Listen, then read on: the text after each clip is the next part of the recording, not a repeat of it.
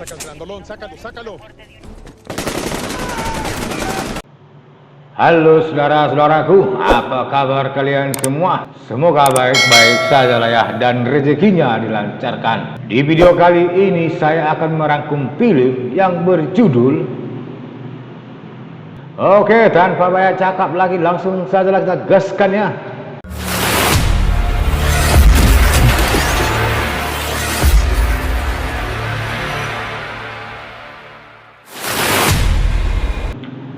Film dimulai di suatu kota yang ada di negara Meksiko. Polisi Amerika saat ini sedang standby tak jauh dari sebuah klub di mana pimpinan kartel narkoboy bernama Lusure didampingi tangan kanannya yang bernama Diablo sedang mengadakan pesta. Begitu tiba waktunya, polisi Amerika langsung merengsek masuk dan seorang polisi yang bernama Sean berhasil menangkap si Lucero yang berusaha kabur, tapi si Diablo lolos dari penangkapan tersebut.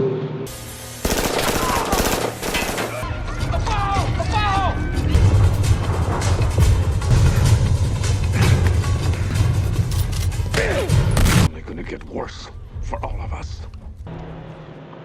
Singkat cerita, setelah si Lucero dijebloskan ke penjara, si Diablo mengambil alih posisi sebagai pimpinan kartel yang baru dan anggotanya mengeksekusi siapa saja yang menolak bekerja sama dengannya. Film berlanjut. Dari dalam penjara, si Lucero menelepon pengacaranya yang bernama Mateo menggunakan telepon satelit yang diberikan seorang sipir secara diam-diam.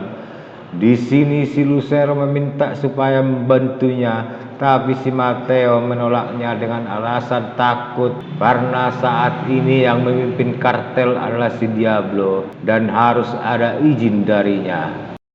Mendengar itu, si Lucero langsung sadar kalau dia sudah dikhianati. Dia pun menelepon si Diablo hanya untuk minta tolong supaya menjaga keluarganya, dan si Diablo pun mengiyakannya. Besok harinya, seorang wanita menembak si Mateo yang sedang membaca koran di sebuah taman. Film berlanjut. Di rumahnya, si Sean sedang mengadakan pesta kecil-kecilan bersama rekan-rekan polisi serta keluarga. Sedangkan di tempat lain, tepatnya di hangar pesawat, seorang bandar narkoba bernama Jack menemui tangan kanan si Diablo yang sudah menunggunya. Si Jack merasa senang melihat banyaknya narkoboy yang baru dibongkar. Malam harinya, saat si Sean sedang tidur bersama istrinya, tiba-tiba sekelompok orang menembaki mereka. Si Sean pun membalas tembakan mereka hingga berhasil menewaskan semua penyerang tersebut. Get down! Sebelum tewas, seorang penyerang mengingatkan si Sean kalau dia tidak akan bisa membunuh si Diablo. Setelah itu, si Sean masuk ke rumah melihat istrinya terluka parah. Dia pun merasa sedih saat melihat istrinya pergi untuk selama-lamanya. Singkat cerita, si Sean menemui si Lucero di penjara. Begitu bertemu, si Sean langsung bertanya apakah dia yang menyuruh orang membunuh istrinya. Tapi si Lucero hanya diam saja. Melihat si Sean marah-marah, sipir penjara memaksanya keluar. Film berlanjut. Si Sean mulai menyelidiki siapa dalang pembunuh istrinya. Untuk menemukan itu, dia memutuskan mencari informasi. Si Sean bersama si Joe menemui teman mereka bernama Max, di mana si Max ini termasuk preman kecil. Begitu bertemu si Max, si Joe langsung bertanya siapa kira-kira pemasok narkoboy di kota mereka. Si Max pun menjawab tidak tahu, tapi kalau bandar kecil dia kenal, yaitu seorang pria bernama Mandro. Tanpa menunda-nunda waktu, si Sean meminta tolong supaya dibantu menunjukkan orangnya. Malam harinya si Max menunjukkan rumah si Mandro. Mereka berdua pun masuk ke dalam. Saat diinterogasi si Joe, si Mandro pun menceritakan setelah si Lucero ditangkap, harga narkoboy per kilo menjadi naik. Si Sean pun bertanya siapa pemasoknya, tapi si Mandro menjawab tidak tahu karena selama ini mereka hanya komunikasi lewat telepon. Mendengar penjelasan si Mandro yang kurang memuaskannya, si Sean pun menodong lalu bertanya siapa nama pemasoknya. Melihat keseriusan si Jack, akhirnya si Mandro mengatakan kalau pemasoknya sering menghubunginya menggunakan telepon sebuah salon yang pemiliknya bernama Jack. Besok paginya si Sean mencegat si Jack saat ingin meninggalkan salonnya. Melihat si Jack yang tidak mau keluar dari mobilnya, padahal sudah diminta baik-baik, si Sean pun menyeretnya keluar. Lalu bertanya apa hubungannya dengan si Mandro. Tapi si Jack menjawab kalau dia tidak mengenalnya. Mendengar jawaban si Jack membuat si Sean kesal, lalu bertanya kembali kalau memang tidak kenal kenapa sering menghubungi si Mandro menggunakan telepon salonnya. Tapi dengan licik si Jack mengatakan kalau 90% pelanggan salonnya adalah pengguna narkoboy dan mereka semua bebas menggunakan telepon salonnya. Melihat si Sean lepas kontrol dan memukuli si Jack, si Joe pun keluar dari mobil lalu menarik si Sean menjauh. Melihat ada kesempatan, si Jack langsung tancap gas lalu pergi ke sebuah rumah. Begitu ketemu dia langsung merepeti tangan kanan si Diablo karena menggunakan telepon salonnya menghubungi si Mandro, hingga membuat dia harus berurusan dengan polisi. Melihat lawan bicaranya hanya diam saja dan tidak menjawab pertanyaannya, membuat si Jack semakin kesal lalu menembaknya. Sedangkan di Meksiko, istri dan anak si Lucero tewas gara-gara mobil yang akan mereka tumpangi meledak.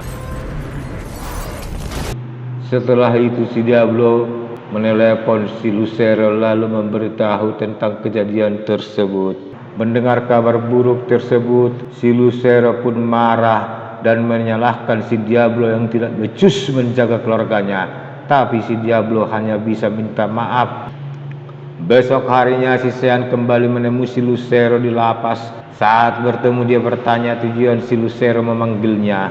Di sini si Lucero menceritakan tentang kematian istri serta anaknya.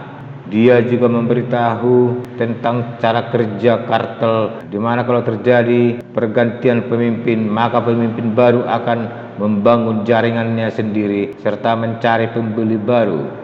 Dia pun mengajari si Sean kalau ingin mendekati pemimpinnya, maka si Sean harus punya uang yang banyak untuk memborong barangnya. Si Lucero pun memberitahu alamat seorang bandar bernama Ramon kepada si Sean. Singkat cerita, si Sean menemui si Ramon di klub malam miliknya. Di sini si Sean menyamar sebagai bandar dan menceritakan tentang bisnisnya yang rugi besar sejak si Diablo menurunkan harganya. Mendengar cerita si Sean, si Ramon pun memberitahu kalau sekarang ini si Diablo menguasai semua tingkat bawah.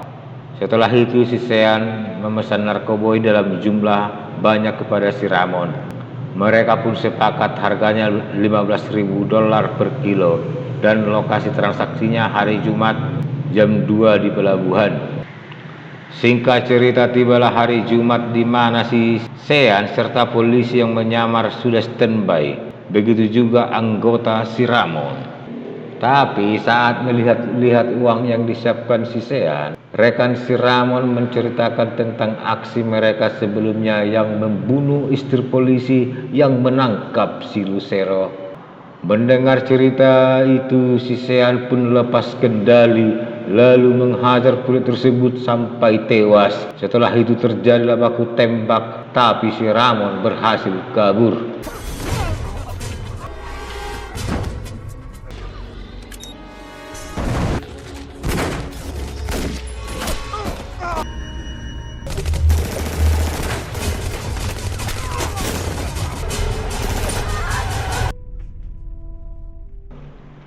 Film berlanjut, si Sean kembali menemui si Lucero. Di sini dia menceritakan tentang transaksi yang gagal gara-gara dia lepas kontrol. Mendengar itu, si Lucero mengatakan kalau dia mengetahui tempat penyimpanan uang si Ramon dan dia akan memberitahunya dengan syarat si Sean dapat membantunya supaya dipindahkan ke lapas yang lain.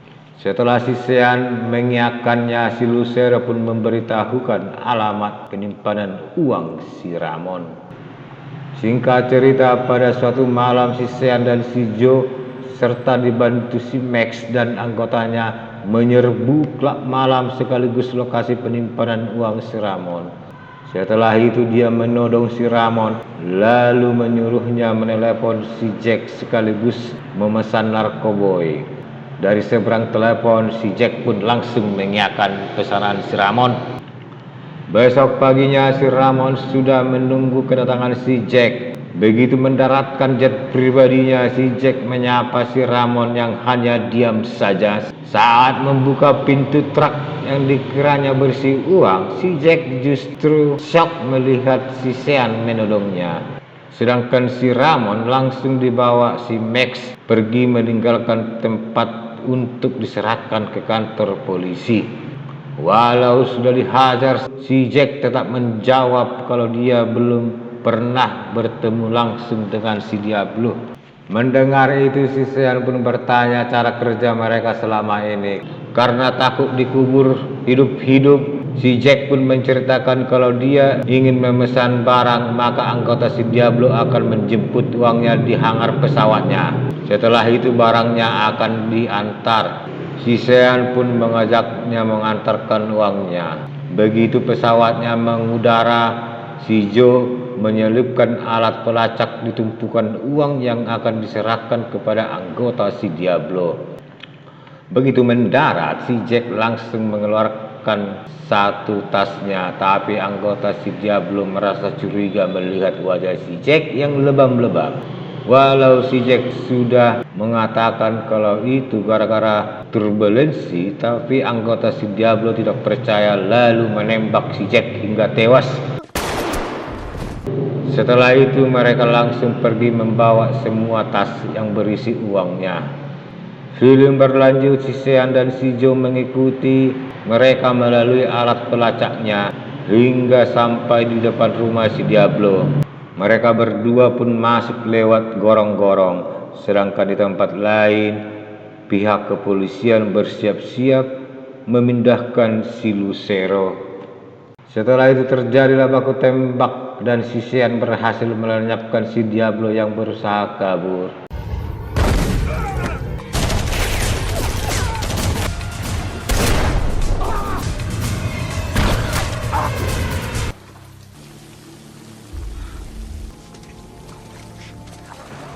Besok harinya terjadi kehebohan di mana stasiun TV memberitakan di rombongan yang membawa si Lucero tadi malam diserang kelompok bersenjata dan berhasil membawa si Lucero. Film berlanjut, si Sean menemui si Lucero di lokasi persembunyiannya, di mana saat ini si Lucero sedang menikmati kebahagiaannya bersama gadis-gadis cantik. Melihat kemunculan si Sean di hadapannya, di sini si Lucero mengatakan kalau dulu si Sean tidak menangkapnya, mungkin istrinya masih hidup sampai sekarang. Dia juga mengejek kesombongan si Sean yang hari ini berani datang ke markasnya. Melihat si Lucero tidak menyadari kalau saat ini di sekitarnya banyak anggota CIA. Tapi dengan santai si Sean justru meletakkan borgol di meja Lucero lalu pergi. Setelah itu para anggota CIA langsung menangkap si Lucero. Akhir cerita, setelah semua yang terlibat kematian istrinya dilenyapkan serta dipenjara, perasaan si Sean merasa plong. Dia pun ziarah ke makam istrinya dan film pun selesai.